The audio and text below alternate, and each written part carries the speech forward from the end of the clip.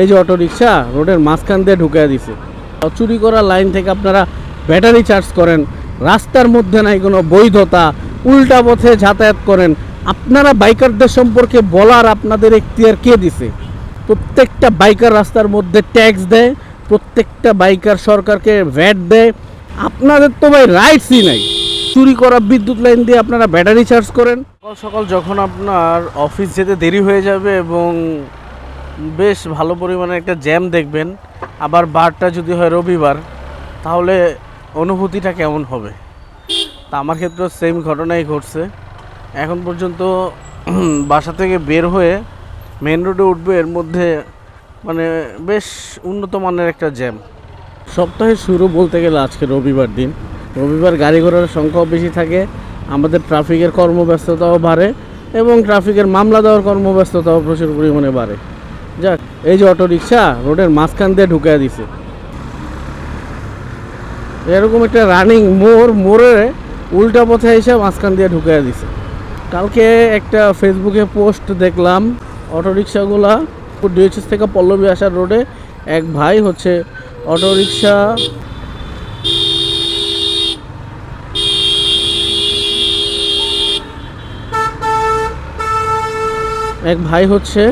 Auto রিক্সাওয়ালা যাতে উল্টা না আসতে পারে রোডে ইট নিয়ে দাঁড়ায় আছে।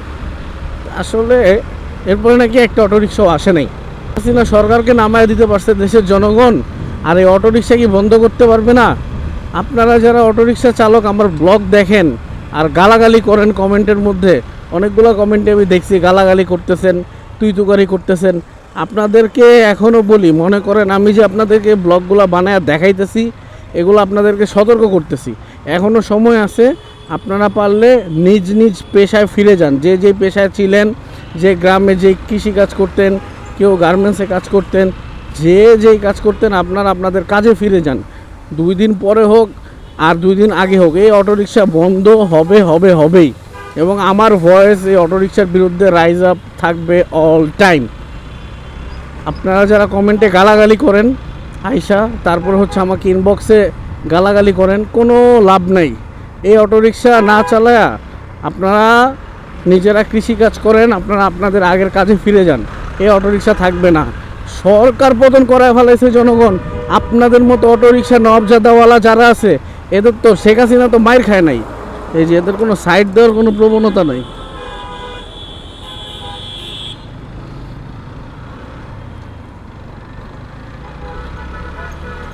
শেখ হাসিনা তো মাইর খায় নাই, কিন্তু আপনারা কিন্তু মাইর খাইতে খাইতে পাগল হয়ে যাবেন। মোস্ট অফ দ্য অটোরিকশা দেখছি জঘন্য পরিমাণের খারাপ। কিছু কিছু অটোরিকশাওয়ালা আছে, দে আর ডিসেন্ট, মানে মনে হয় যে না তারা অটোরিকশা চালাইতেছে, বাট তাদের একটা রুল আছে। মানে অনেককে দেখছি এরকম। সব যে খারাপ তা না, বাট 100-র মধ্যে 95%ই খারাপ। দাঁড়াও, রানিংয়ে পাট করে তুমি হাত ঢুকাই দাও কেন লেগা? হ্যাঁ, আমি রানিংয়ে যাইতেছি, এর মধ্যে ফাট করে হাত ঢুকাই দিছি। এই যে সিনসিনারিগুলো অটো রিক্সার, হ্যাঁ, রানিংয়ে হাত ঢুকায় ডাইনে চাপ দিয়ে ও চলে যাবে। এই জিনিসগুলো আর ভাল লাগে না, আর নিতে পারতেছি না টোটালি। মিরপুরের স্টেডিয়ামের সামনে একটা মাদ্রাসা আছে, মাদ্রাসার সামনে একটা ময়লার ইয়ার্ড আছে। তো এইখানটাতে প্রতিদিন ময়লা পরিষ্কার করে ফেলে সকালবেলা, তো মাঝে মধ্যে ছোট্ট একটা জ্যাম হয়।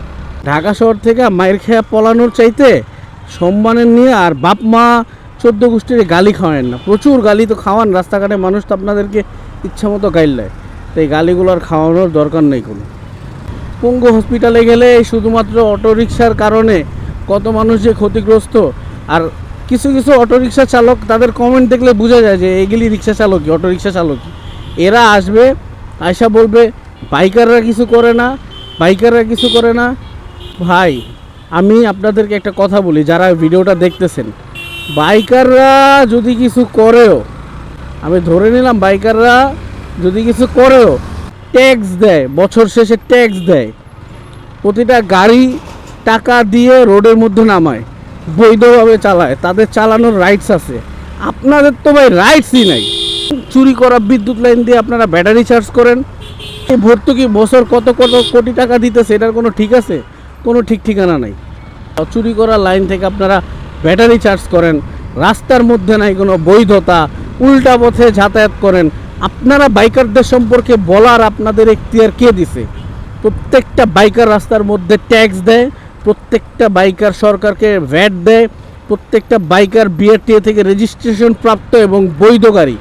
1000টার মধ্যে হয়তো 2, 4, 5, 10টা গাড়ি আছে যেগুলার কাগজপত্র ভ্যালিডিটি নেই, বাট বেশিরভাগ গাড়ি রাস্তার মধ্যে নামছে প্রতিটা গাড়ি টাকা দিয়ে। আপনাদের মতো পাবলিকের বাইকারদেরকে কোনো প্রকার জবাবদিহিতা করার অধিকার নাই, যারা নিজেরাই অবৈধ।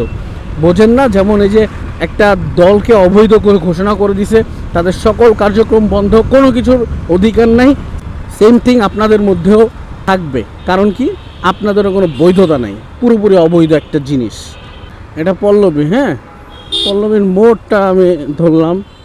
এই যে এই জায়গাটার মধ্যে অটোরিকশার কারণে রাস্তার গাড়ি জ্যাম লেগে যায়। একটা মোড়ের মধ্যে অটোরিকশার স্ট্যান্ড করে ফেলছে, এই পাশটা পুরাটাই অটোরিকশা। এই যে এখানে সিনসিনারি চলতেছে, হ্যাঁ, অটোরিকশার সিনসিনারি, হাতাহাতি কাহিনী চলতেই থাকে। আপনি কখনো রাস্তায় দেখবেন না কোনো অটোরিকশা ভুল করার পরে তারা ভুল স্বীকার করছে, কখনোই দেখবেন না। আমি পুরো ভিডিও সারমর্মতে একটা জিনিসই বলতে চাই, অবৈধ যেমন সত্য কোনো দিন যেমন চাপা থাকে না, কোনো দিন প্রকাশ পায়, আপনাদের এই অবৈধ অটোরিকশা এবং এই উৎপাত আপনি মনে প্রাণে ধরে রাখেন, এটা বেশি দিন থাকবে না। এই অবৈধ অটোরিকশা একদিন বন্ধ হবেই, আর বন্ধ হওয়ার জন্য তখন কিন্তু পাবলিক আপনাদেরকে পিটাইবো, ধরা পিটাইবো, কোনো মিস নাই, একদম পিটাইবো। কারণ আমার যদি কোনো ফ্যামিলির কেউ যদি এই অটোরিকশার কারণে অ্যাক্সিডেন্ট করে মারা যায়, রাস্তার মধ্যে নর্মাল চলাচলে বাধাগ্রস্ত হয়, আমি তো ছেড়ে কথা বলবো না। এরকম 1-2টা করে যখন আস্তে আস্তে ভয়েস রাইজ হবে, ওই যে কথায় আছে না, ছোট ছোট বালকণা বিন্দু বিন্দু জল গড়ে তোলে মহাদেশ অতল সাগর। ঘটনাটা কিন্তু এই জায়গাতেই। আপনারা ভাইবেন না যে আপনারা হচ্ছে যে বার বাড়ছেন, এই যে পাকনা গজায় গেছে, যেভাবে উঠতেছেন, এই ওরা বেশি দিন থাকবে। আমার ভয়েস রাইজ করছি এবং এটা থাকবে। কমেন্টে গালাগালি করেন, লজ্জা করে না? হ্যাঁ, অবৈধ একটা যানবাহন চালান। তবে আমি এটাও বলবো যে কিছু অটো চালক আছে, দে আর মোস্ট ডিসেন্ট এবং তারা এডুকেটেড, বোঝায় যে ফ্যামিলির প্রবলেমের জন্য তারা এই অটো রিক্সা চালাচ্ছে। এদের প্রতি আমার মোস্ট রেসপেক্ট থাকবে সব সময়। আজকের কথা বাড়াচ্ছি না, সবাই ভালো থাকবেন, আর আমার ভিডিও ভালো লাগলে অবশ্যই চ্যানেলটা সাবস্ক্রাইব করবেন। আল্লাহ হাফেজ, আসসালামু আলাইকুম।